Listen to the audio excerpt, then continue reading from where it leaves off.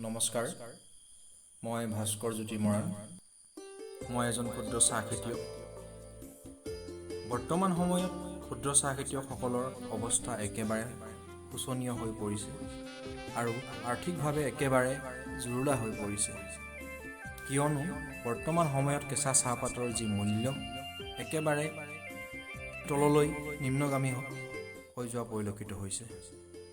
চাহ খেতিয়ে অসমৰ অৰ্থনৈতিক দিশত সবল ভূমিকা পালন কৰি আহিছে। অসমৰ গ্ৰামাঞ্চলৰ অধিকাংশ শিক্ষিত নিবনুৱাই চাহ খেতি কৰি জীৱিকা নিৰ্বাহ কৰিছে, পৰিয়াল পোহপাল দি আহিছে। তেনে ক্ষেত্ৰত কেঁচা চাহপাতৰ মূল্য হ্ৰাস হৈ পৰাত ক্ষুদ্ৰ চাহ খেতিয়কৰ পানীত হাঁহ নচৰা অৱস্থা হৈছে।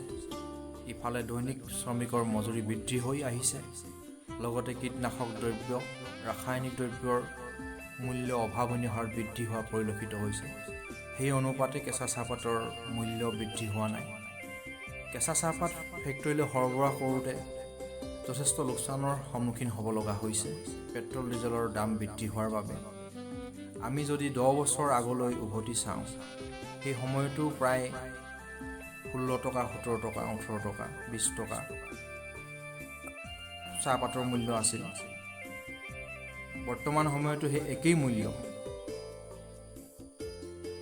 পাত চিঙাৰ হাজিৰা 10 বছৰৰ আগত, 11 বছৰৰ আগত 70 টকা আছিল, বৰ্তমান সময়ত 150 টকা। সেই অনুপাতে কীটনাশক ৰাসায়নিক দ্ৰব্যসমূহৰ মূল্য দুগুণ বৃদ্ধি পালে। কেঁচা চাহপাতৰ 16-17 টকা মূল্য খেতিয়কে উৎপাদন কৰা খৰচ। বৰ্তমান সময়ত এইদৰে যদি কেঁচা চাহপাতৰ মূল্য সদায় হ্ৰাস পাই থাকে,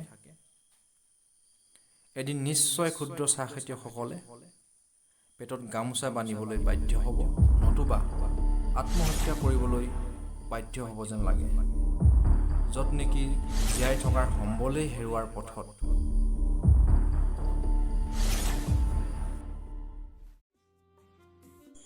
গতিকে বৰ্তমান চৰকাৰখনলৈ আমি ক্ষুদ্ৰ চাহ খেতিয়কসকলে এটাই অনুৰোধ জনাইছোঁ যে কেঁচা চাহপাতৰ উচিত মূল্য নিৰ্ধাৰণ কৰক।